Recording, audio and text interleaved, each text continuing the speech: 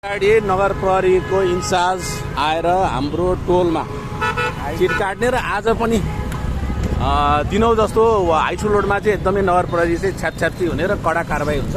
ल यो one side parking हेर्नुहोस्। अब यो चाहिँ सिनेमा रोडको हाल है। यो यहाँनिर यहाँ वान साइड त ल नो पार्किङमै 20वटा भन्दा बढी बाइक हुन्छ। यहाँ गाडी पार्किङ हुन्छ वान साइड नो पार्किङमा।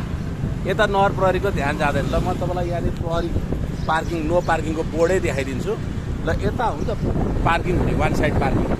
ल यही कुरा चाहिँ हाइसु लोडमा भयो भने उहाँले तुरुन्त चिट काट्दै फर्काउनु। हाम्रो यसरी हाइसु लोड पनि देखाइदिउँ न। चिट काटिहाल्नुहुन्छ। चिट पनि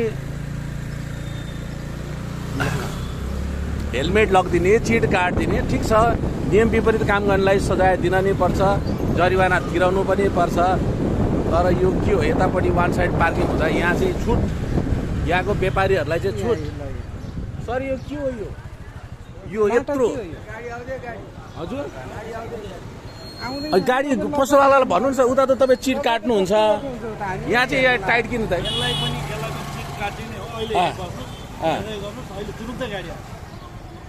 यहाँ आज मात्र होइन, मसँग रेगुलर 3 दिनको भिडियो छ। तपाईँले 3 दिन अगाडि किन चिट नकाट्नु भएको त? अनि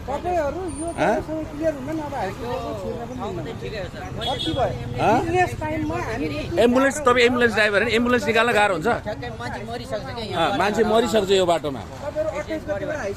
28 गतिबाट तपाईँ हाइसु लोडमा यति टार्गेट गर्नु भएको छ। तपाईँले सबभन्दा बढी व्यस्त हुने यो बाटो हो। यो बाटोमा तपाईँहरूले के व्यापारीहरूलाई किन छुट दिनुभयो भन्नुहोस् त? सबैतिर हामीले त्यस्तै गरे छौँ। अनि तुरुन्तै गाडी आउँछ, यही बस्नु।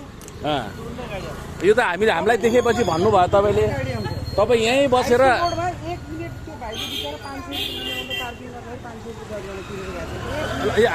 एकचोटि हाम्रो हाइसु लोड देखाइदिउँ न। हाइसु लोड देखाइदिउँ होइन। तपाईँले छोड्नु भएको त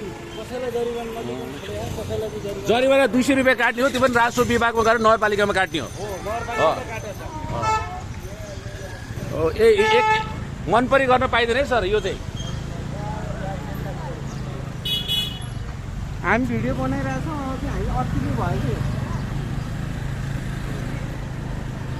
ल यस्तो है, नगर प्रहरी यहीँ छ। हामीलाई देखेपछि चाहिँ अब एक्सन लिन्छु भनेर हुन्छ? के दिन्छ यहाँको व्यापारले? हामी पनि दिन्छौँ त्यो प्रहरीलाई चाहिन्छ भने। मान्छे शक्तिखोरबाट आउँछ। एक वर्षमा 2 वर्षमा मान्छे टाढी झर्ने मान्छे हुन्छ। उहाँलाई चाहिँ प्रत्येक दिन यहाँ नियम चेन्ज हुन्छ। उहाँलाई सम्झाउने हो नगर प्रहरीले। यो वान साइड पार्किङ भनेको नेपाल सरकारले राखेको हो। यहाँको टोल सुधारले राखेको नियम हो। मान्छेलाई थाहा हुन्छ, कुनै जानकारी हुँदैन, काट्ने बित्तिकै चाहिँ चिट काटिदिने। उद्योगवादी सङ्घको ध्यान जाओस् यसमा। ल हेर्नु, हाम्रो हाइसु लोडमा हेर्नुहोस्, यो वान साइड पार्किङ। ल यतापट्टि एउटा पार्किङ हुन्छ। ल हेर्नुहोस्, एउटा पार्किङ देखाउनुहोस् हाइसु लोडमा। नो पार्किङमा पार्किङ हुँदैन यहाँ। ल हेर्नुहोस् यस्तो खाली। ल अझै उतासम्म गइदिउँ न दाइ। ल हेर्नुहोस् यहाँ चोकमा यस्तो, यता वान साइड पार्किङ। ल यतापट्टि छ पार्किङ। ल हेर्नु यस्तो हुन्छ यहाँ हाम्रो। हामी आफैले पनि यहाँ जानकारी दिइरहेको हुन्छौँ ग्राहकहरूलाई, यता पार्किङ नगर्नु भनेर। तर यहाँ झुकिएर पनि एउटा मात्र बाइक पार्किङ भयो भने तुरुन्त चिट काट्छ यहाँ।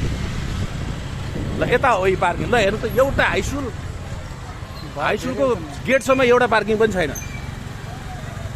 अनि मन लाग्दै गर्ने नगर प्रहरीले। नगर प्रहरी भनेको नगर व्यवस्थापन गर्नको लागि हो। कुनै व्यवसाय, कुनै व्यापारीको चाहिँ पकेटबाट निकालेको पैसाले तलब दिने होइन उहाँहरूलाई। हामीले तिरेको ट्याक्सबाट नै उहाँहरूले चाहिँ तलब पाउने हो। यो कुरामा ध्यान जाओस्।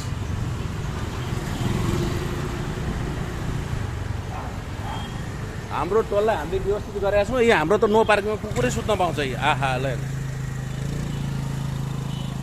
हेर्नुहोस्।